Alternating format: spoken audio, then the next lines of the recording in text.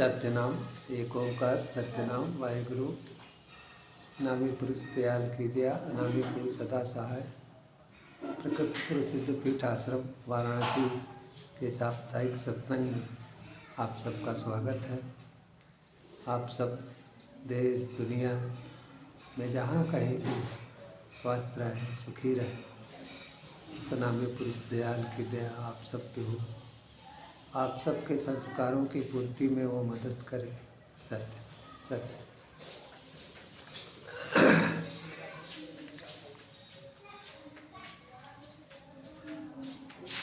आज हम लोग विचार करेंगे गुरु महाराज कबीर साहब के एक भजन से, जिसमें उन्होंने दो तरह के संसार की बात की है। एक नैहर सांसारिक संसार और दूसरा ससुराल यानी हमारा स्वरूप, निज स्वरूप। बहुत सुंदर भजन है, इसी से हम चर्चा करेंगे।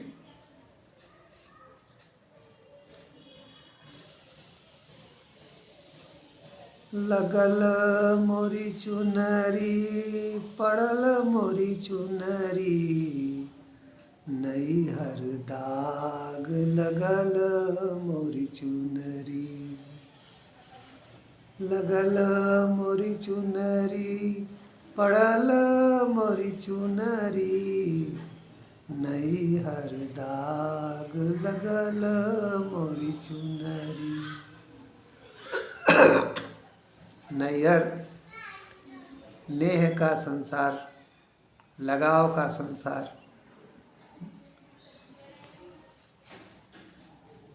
तो ये नेह के संसार में जब भी आप विचरण करेंगे, रहेंगे, तो कुछ ना कुछ दाग जो है आपके मन में, मनोरूपी चुनरी में लगेगा ही। आप सांसारिक हैं तो कुछ ना कुछ तो पाप पुण्य इकट्ठा होगा ही।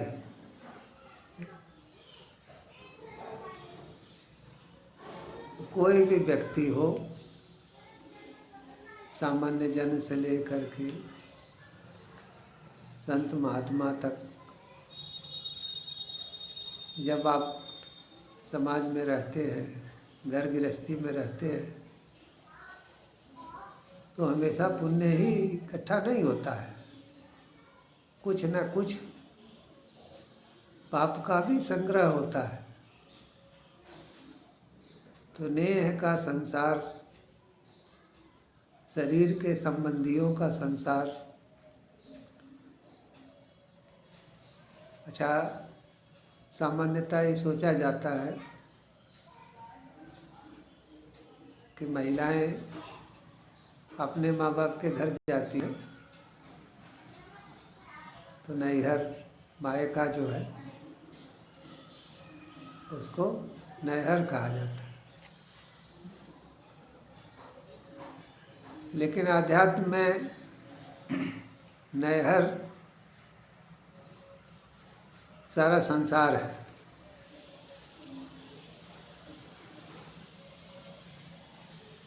शादीशुदा महिलाओं के लिए माँ बाप का घर नैहर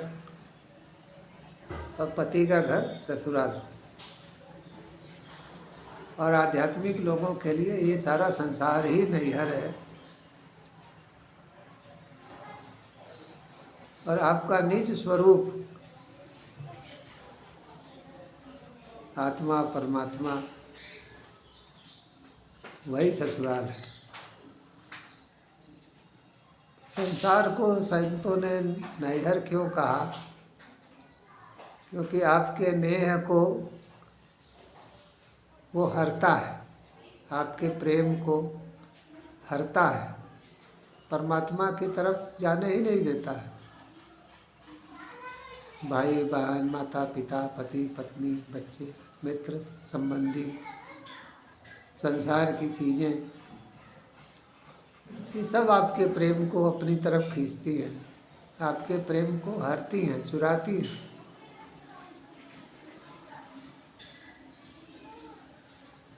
अगर ये प्रेम एकत्रित हो करके अपने निज स्वरूप में लग जाए, परमात्मा में लग जाए, तो एक ही जन्म में व्यक्ति का कल्याण हो जाए।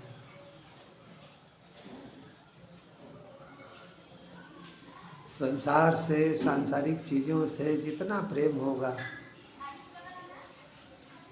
उतना ही नैहर से लगाव भी अधिक होगा।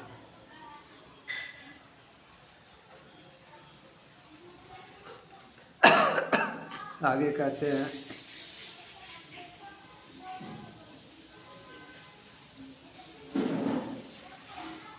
पहन ओढ़ी गोरी चली ससुरारी, मैके के लोग कहें बहु फुहरी, नैहर दाग लगल मोरी चुनरी। पान ओढ़ी गोरी चली ससुरारी। तो गोरी कौन है? आपकी चेतना, आपकी आत्मा। आपकी आत्मा संसार से लगाव कम करके जब अपने निज स्वरूप की तरफ जाती है, जब आप आध्यात्मिक होते हैं, आँख बंद करके ध्यान लगाते हैं, अकेले में बैठते हैं, तो मैके के लोग कहें बहु फुहरी। जो सांसारिक लोग हैं वही मैके के लोग। तो बहु फुहरी वो उस व्यक्ति की निंदा करते हैं जो तपस्या में है, साधना में है, अकेले में है। तो कहते हैं कि जो तैयारी करके, पहन ओढ़ करके, यानी तैयारी करके सत्य की खोज में निकला है, अपने निज स्वरूप को जानने के लिए, देखने के लिए चला है, इसकी निंदा समाज के लोग करेंगे ही।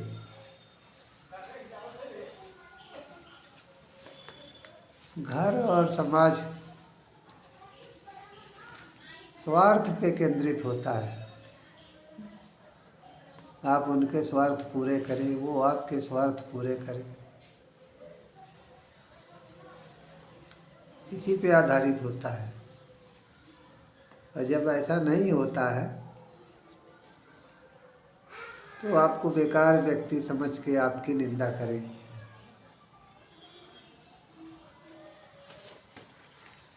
संसार में जिसके पास पैसा है, अच्छा मकान है, गाड़ी है,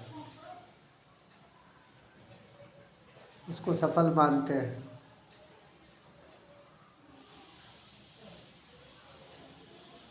और आध्यात्मिक जगत में जिसने अपने निज स्वरूप को जान लिया है, अनुभव कर लिया है, अपने निज स्वरूप में लीन है,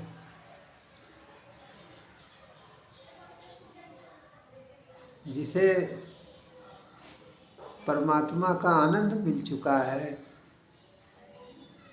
जिसकी आत्मा करुणा से भर चुकी है,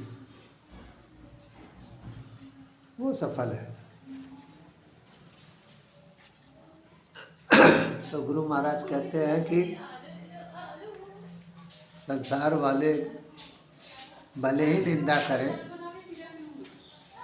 लेकिन आप सत्य की खोज में निकल गए हैं, निज स्वरूप को जानना चाहते हैं, तो संतों के पास जाते रहिए, उनके अनुसार अभ्यास करते रहिए। भले ही लोग आपकी निंदा करें, करने दीजिए, एक दिन वो आपका महत्व समझेंगे।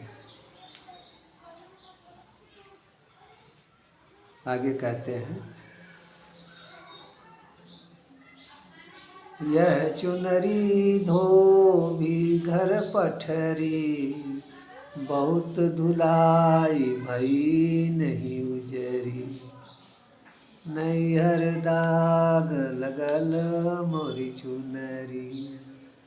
लगल मोरी चुनरी पड़ल मोरी चुनरी, नई हर दाग लगल मोरी चुनरी। तो यह चुनरी दाग लगी हुई चुनरी धोबी के पास जाती है। तो दाग लगी चुनरी क्या है? मन। आप घर में समाज में रहते हैं तो हमेशा पुण्य ही नहीं करते हैं, पाप भी हो जाते हैं, गलत कार्य भी हो जाते हैं। तो ये सब कहाँ इकट्ठा होता है? आपके मन में, चेतन अचेतन मन में। और उसी की सफाई के लिए, मलिन मन को साफ करने के लिए आप गुरु रूपी धोबी के पास जाते हैं। लेकिन गुरु के यहाँ भी आसान नहीं है। बहुत धुलायो भई नहीं उजरी। गुरु के उपदेश सुनते हैं, अभ्यास भी करते हैं, थोड़ा बहुत अनुभव भी होता है, लेकिन मन पूरी तरह से निर्मल नहीं हो पाता। मन की निर्मलता पे संत क्यों जोर देते हैं? इसीलिए जैसे कि गुरु महाराज कबीर साहब कहते हैं, कबीरा मन निर्मल भया जैसे गंगा नीर, पाछे पाछे हरि फिरे कहत कबीर कबीर। तो मन की मलिनता खत्म होते ही व्यक्ति निज स्वरूप को परख लेता है, आत्मा को अनुभव कर लेता है, परमात्मा का अनुभव कर लेता है। परमात्मा और आत्मा की दूरी खत्म हो जाती है। जीव और ईश्वर के बीच में जो दीवार है वो गिर जाती है।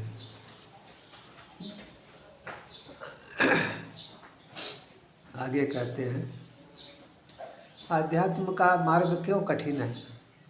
आगे कहते हैं, भाई बरेठा द्वार बसत हैं, साबुन महंग कियो मोरी नगरी, पड़ल मोरी चुनरी लगल मोरी चुनरी, नई हर दाग लगल मोरी चुनरी। कह रहे हैं भाई बरेठा द्वार पे बैठे हैं, लेकिन उस नगर का साबुन महंगा है। इसका अर्थ यह है कि भाई बरेठा, भाई विवेक, बरेठा वैराग्य, विवेक और वैराग्य मन के अंदर बस गया है। साबुन महंग कियो मोरी नगरी, लेकिन जो मैल धोने वाला साबुन है वो महंगा है। तो मैल धोने वाला साबुन क्या है? अपना लगाव जो है कम करना, अटैचमेंट कम करना, जो संसार से बिना अटैचमेंट के काम करना, ये बड़ी बात है। एक बार गुरु महाराज गुरु नानक देव जी के पास एक व्यक्ति पहुंचा और उसने महाराज जी से प्रश्न किया कि महाराज जी, अगर किसी मटके में 4-5 छिद्र हैं तो उसमें पानी भरा जा सकता है। अब पानी भरा जाएगा तो कैसे भरा जाएगा? तो महाराज जी ने कहा कि जिस मटके में 5-6 छिद्र हैं उसको पानी में डुबो दो और पानी में ही डूबा रहने दो, वो मटका पानी से हमेशा भरा रहेगा, भले ही उसमें 4-5 छिद्र हैं। तो कहने का अर्थ ये है, गुरु महाराज नानक देव जी समझाना चाहते थे कि जो 5 इंद्रियां हैं, 5 इंद्रियों की लीकेज तो कहीं ना कहीं होगी। इंद्रियां तो संसार की तरफ भागेंगी, लेकिन मन यदि परमात्मा में लगा रहे, परमात्मा में डूबा रहे, अपने निज स्वरूप में लगा रहे, तो इंद्रियों की लीकेज भी महत्व नहीं रखती, वो भी अपने आप स्वतः ही बंद हो जाएगी, क्योंकि उनके जाने के लिए कुछ रह ही नहीं जाएगा। अंदर पानी बाहर पानी, कहाँ जाए, लीकेज होगी कहाँ।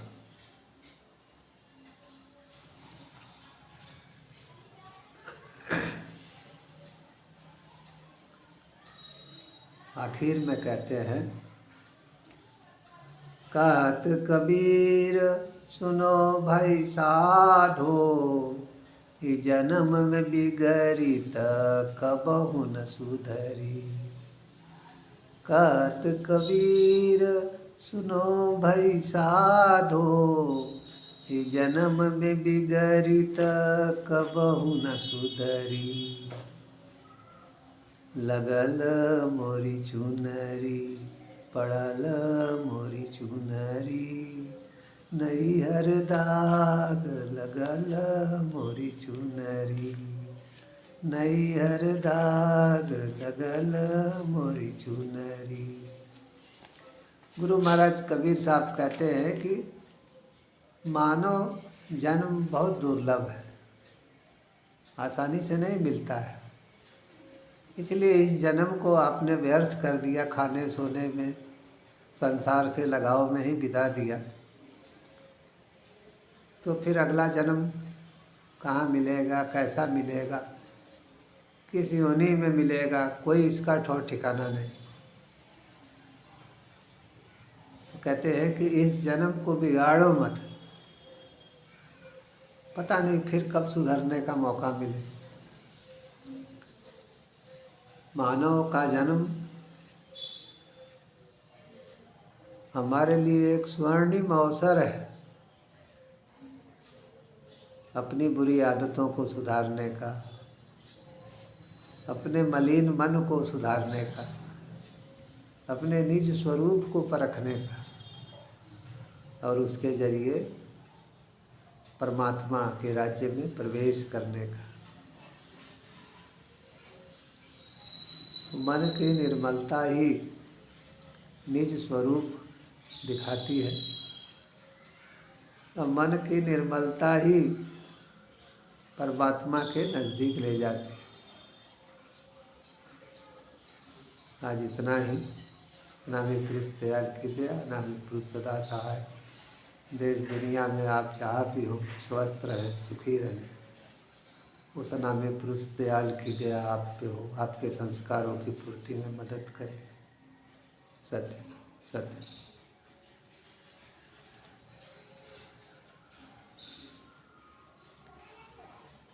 ब्रह्मानंदं परमसुखदं केवलं ज्ञानमूर्तिं द्वन्द्वातीतं गगनसदृशं तत्त्वमस्यादिलक्षणम् एकं नित्यं विमलयचलमचलं सर्वधी साक्षिभूतं भावातीतं त्रिगुणरहितं सद्गुरु त्वं नमामि, सद्गुरु त्वं नमामि।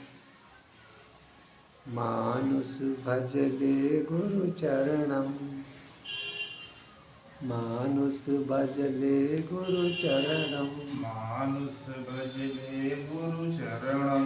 दोस्तर भव सागर तरणम, दुस्तर भव सागर तरणम। मानुष भजले गुरु चरणम, मानुष भजले गुरु चरणम। भव बाधा भव बंधन हरणम, भव बाधा भव बंधन हरणम। मानुष भजले गुरु चरणम, मानुष भजले गुरु चरणम। असरण को प्रभु ले शरणम, असरण को प्रभु ले शरणम। असरण को प्रभु ले शरणम, असरण को प्रभु ले शरणम। मानुष भजले गुरु चरणम, मानुष भजले गुरु चरणम। मानुष भजले गुरु चरणम।